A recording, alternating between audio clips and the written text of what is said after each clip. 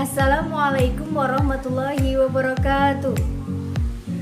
Kami dari kelompok 10 yang beranggotakan Vina Setiani, Putri Noviana Ningsih, dan saya sendiri Lufianti Wulan Mahfiroh akan membawakan materi tentang pemanfaatan lingkungan belajar dalam pembelajaran PAI. Langsung saja yuk kita simak videonya. Saya Lufianti Wulan Mahfiroh, NIM 18174021196 akan menjelaskan tentang pengertian lingkungan sebagai sumber belajar. Yang pertama, lingkungan.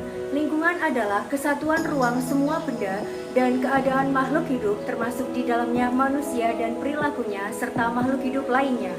Yang kedua, sumber belajar.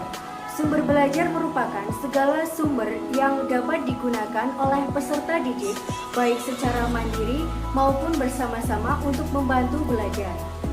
Dan yang ketiga, lingkungan sebagai sumber belajar, yaitu suatu tempat yang terdiri dari makhluk hidup dan benda mati yang dimanfaatkan manusia untuk belajar sehingga tercipta budaya manusia. Tujuan lingkungan sebagai sumber belajar. Tujuan lingkungan sebagai sumber belajar ada dua.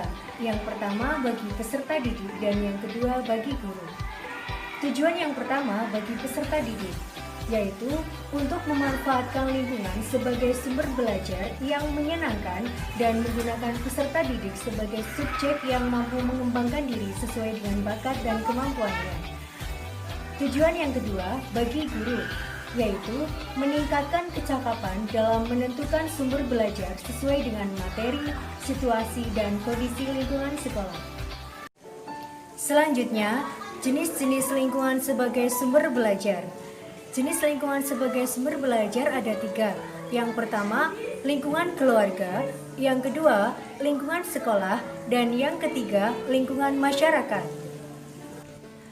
Yang pertama, lingkungan keluarga. Pada dasarnya, manusia adalah makhluk homo education atau makhluk yang harus dididik dan mendidik. Manusia yang baru lahir perlu pendidikan dari orang tua dengan tujuan untuk mengembangkan potensi dirinya sampai menjadi manusia dewasa yang baik dalam segi jasmani dan rohaninya. Lingkungan keluarga merupakan lembaga primer untuk mendidik dari bayi sampai masa sekolah.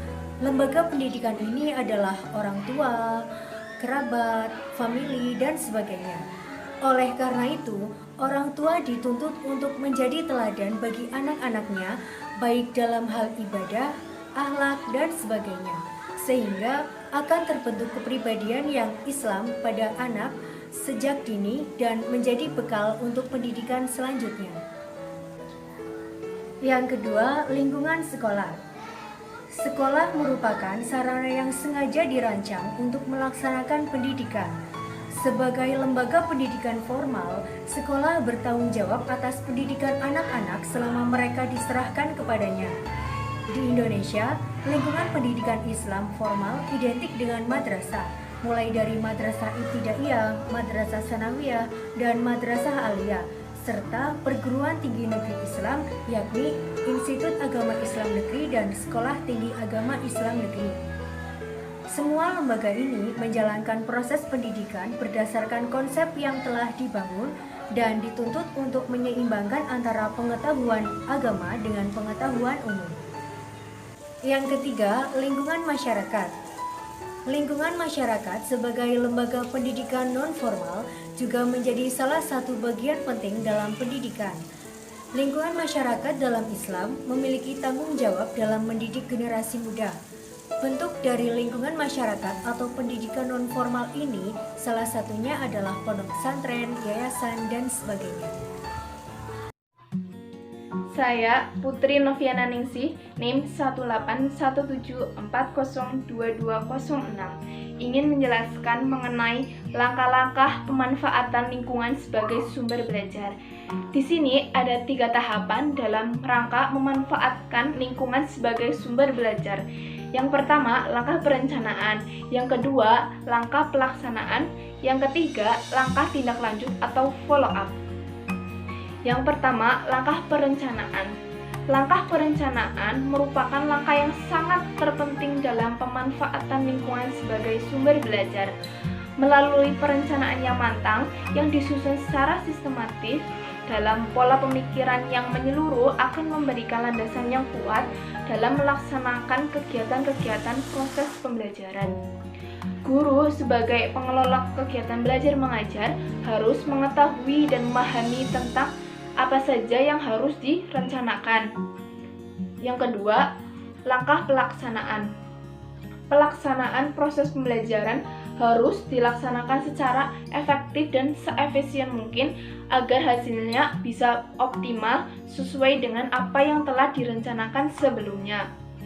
Pelaksanaan kegiatan pembelajaran harus dapat meningkatkan dan harus bisa memotivasi aktivitas peserta didik sehingga peserta didik itu sendiri dapat menikmati bahwa lingkungan sebagai sumber belajar itu benar-benar dapat memperkaya dan memperjelas bahan ajar yang telah dipelajari.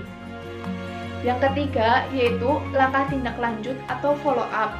Langkah ini merupakan bagian dari menindaklanjuti hasil kegiatan pembelajaran. Sehingga apabila ada peserta didik yang belum mengerti atau belum memahami lingkungan sebagai sumber belajar akan dibimbing dan diarahkan sesuai dengan materi pembelajarannya. Sedangkan untuk peserta didik yang sudah memahami dapat melanjutkan kegiatannya lebih mendalam sehingga lingkungan merupakan sumber belajar yang banyak manfaatnya. Kelebihan pemanfaatan lingkungan sebagai sumber belajar. Yang pertama, kegiatan pembelajaran tidak membosankan bagi peserta didik. Yang kedua, hakikat pembelajaran lebih bermakna. Ketiga, bahan-bahan yang dipelajari lebih banyak dan lebih aktual. Yang keempat, kegiatan pembelajaran lebih komprehensif dan lebih aktif. Yang kelima, sumber belajar lebih kaya karena lingkungan yang dipelajari lebih beraneka ragam. Yang keenam, peserta didik dapat memahami dan menghayati aspek-aspek kehidupan yang ada di lingkungan. Kekurangan lingkungan sebagai sumber belajar.